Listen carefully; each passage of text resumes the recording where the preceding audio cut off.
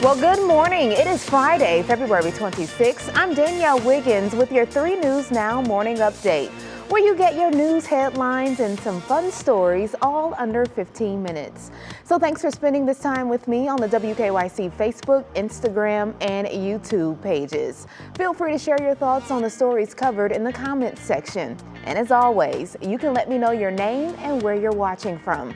And we start this update with Hollie, who's tracking rain and near 60-degree temperatures for this weekend. Thanks, Danielle. And as we look towards this afternoon, it's going to be partly to mostly sunny skies. What a way to kick off a weekend. What a way to do it Friday. And highs into the 40s today. This is the view at 6 o'clock this evening, and we're still right around 40. Maybe you'll be heading out for a fish fry with the family. Stays dry. Now, as we get into tonight, this is 10 o'clock. Cloud cover starts to increase, and after midnight and early tomorrow, we see scattered rain showers. We're in the 40s as we're kicking off your Saturday. So this is 5 a.m. tomorrow morning, and we'll continue with scattered rain chances through late morning. And then we'll start to see some peaks of sunshine. By 3 in the afternoon, look at the 50s showing up. So it is going to be very mild for this last weekend of February. And we'll continue along those same lines as we head into Sunday. And once again on Sunday, there will be a few showers, but it's not going to be a soaker or an all-day rain. So you'll have time to get out and about. As we look ahead to the rest of today, sunshine and 47. And then tomorrow, rain showers likely early. Otherwise, a mix of clouds and sun later in the day. 50 the high. We'll be into the 50s with rain showers at times on Sunday. And when they're not happening, you make sure you get out. And then as we get into March, we're talking highs in the 40s, which is much more seasonal. Plenty of sunshine, though, as we look towards the middle of next week. Danielle, back to you. Well, thank you, Hollie. And talking about warmer temperatures, well, that means one thing, spring, and then it also means baseball season. Well, they are around the corner. And the Progressive Field was part of Governor DeWine's announcement Thursday. Sporting and entertainment events can open with 25% capacity indoors and 30% for outdoor events. Some new safety precautions at the ballpark, though. They will be wearing a mask at all times, no bags allowed, and tickets being sold in group pods. And here's a story from this morning on Go that will lift your spirits. From living in his car to owning not one, but 3 businesses. That's the story of Jose Melendez, one resilient Clevelander who is living proof that anything is possible with a little extra dedication and the support of your own community.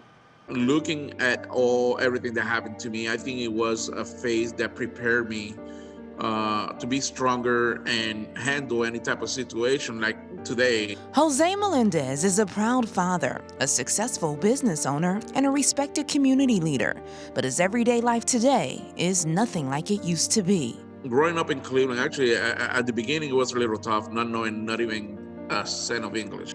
Jose and his mom dreamed of a better life when he came here from Puerto Rico, but quickly found out it wouldn't be easy. Because I just didn't understand anything at all. Language barrier, cultural differences, and issues that 3 decades later are still challenging minorities. Racial profiling, we experienced a lot of that in the 90s. Despite all odds, Jose made a better life for him and his family. He graduated from Cleveland State University. He was building the foundation of his home and family when everything he had accomplished slowly started crashing down, and a divorce nearly broke him. It was a very tough phase in my life. Eventually, living in my car, I had to do something. Then Jose got the break he needed in the heart of the Hispanic community. I was given the opportunity to present my food at I think it was at a Quinceañera Expo. People loved the food. Jose used recipes from his mother and grandma that he enjoyed as a child. I booked 3 weddings out of there. Soon, Jose had a new career and a stable home. Between private caterings and food deliveries, life delivered love and family. I got married again. But the hard work didn't stop there. Jose and his wife ran a housekeeping company, a catering company, and a restaurant, all to provide for 5 kids. He now works to feed Northeast Ohio at his restaurant, Twisted Taino. He still uses the recipes his family brought from Puerto Rico 30 years ago, but has added a modern twist.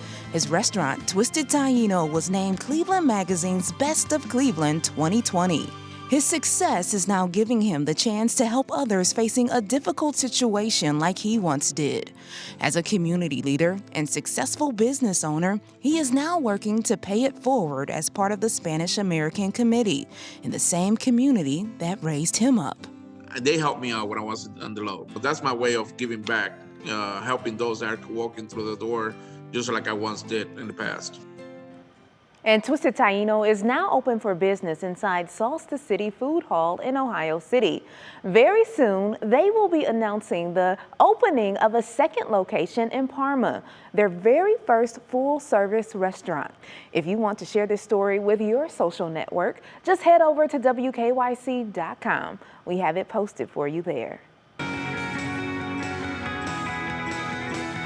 Okay, so we know that you're busy, so it's time now for your News to Go update. Today, teachers and staff in Medina County are getting their second dose of the COVID-19 vaccine. This is the first district in our area to be fully vaccinated, and tomorrow, Akron teachers will receive their second dose.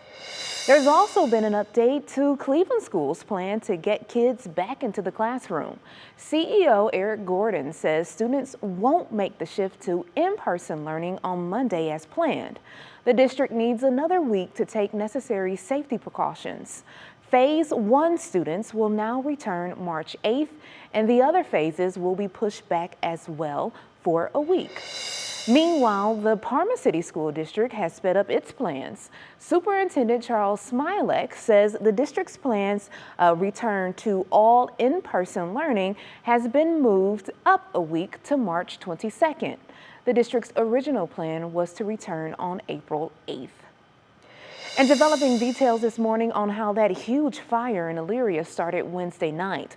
2 17-year-old boys are now under arrest, both facing breaking and entering charges. One was charged with aggravated arson and failure to report a crime. No one was injured, but there's still safety concerns. Drone video shows just how close the building sits next to an active railroad. The inside track is our concern because the building is real close to that part of the track, so we're trying to make sure that we don't have any fallout or bricks falling or even the wall falling while we're doing that. Elyria Safety Director Kevin Brubaker says crews will work for an hour and then break to allow the trains to pass through. Multiple roads around the demolition site are closed, so make sure you plan your commute accordingly. The building, once home to Uncle Vic's nightclub, has been sitting vacant, but it's still filled with memories spanning decades. Both teens are now waiting for a hearing in juvenile court. And to news out of Washington now, where the House has passed a landmark bill for the LGBTQ community, potentially giving them their first federal protection against discrimination. The Equality Act covers areas like employment, housing, education, public accommodations, credit, and jury service.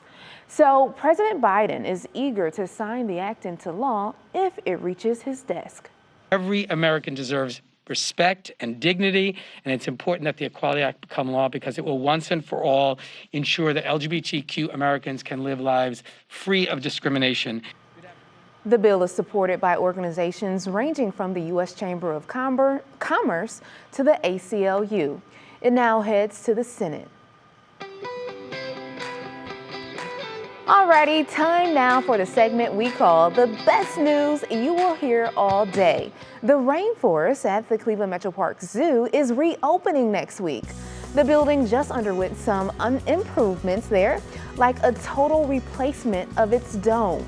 Guests will be able to see over 10,000 plants and 600 animal species, including some new arrivals like an expanded otter family. Oh, I just love it.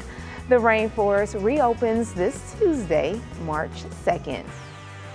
Okay, and tonight on Front Row at 7, an exclusive talk with Cleveland natives, the Russo Brothers. You know these superstars. Well, Sarah Shookman sat down with the duo to talk about their new film, Cherry, which was just released today. So make sure to tune in for that, and it airs right here at 7 on WKYC. Well, thank you for taking the time to join me for this 3 News Now morning update. Our digital team will continue to bring you the stories making headlines around Northeast Ohio and beyond. Make sure you continue to check our social media pages and WKYC.com throughout the day. There's a story on our website many of you are reading right now. It's about how Cleveland City Councilman, one of them, well, he's working to stop the renewal of a liquor license for Gas USA at the corner of St. Clair Avenue and East 123rd Street. We're told the gas station has been known as a hotspot for crime in recent years, with multiple shootings and other illegal activities. Again, you can get the full story on WKYC.com. I'm Danielle Wiggins, and I'll see you Monday morning on Go, starting at 4:30 a.m. Have a great weekend, everybody.